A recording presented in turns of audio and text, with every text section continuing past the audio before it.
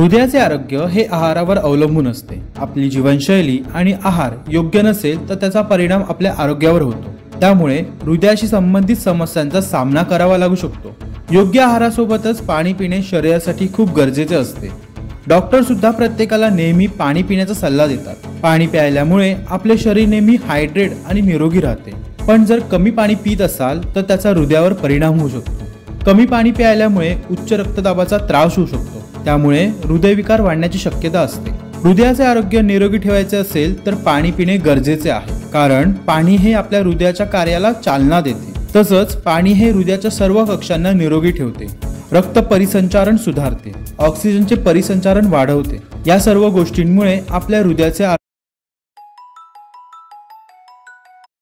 कमी पाणी पित असाल तर त्याचा परिणाम कोलेस्ट्रॉलच्या पातळीवर होतो। कमी पाणी प्यायल्यामुळे डिहायड्रेशन होते आणि डिहायड्रेशनमुळे लिव्हर रक्तामध्ये अधिक प्रमाणात कोलेस्ट्रॉल सोडतो। त्यामुळे रक्तातील कोलेस्ट्रॉल झपाट्याने वाढतं आणि हृदयविकाराचा धोका निर्माण होण्याची शक्यता असते। त्यामुळे दररोज जास्तीत जास्त पाणी पिणे गरजेचे आहे।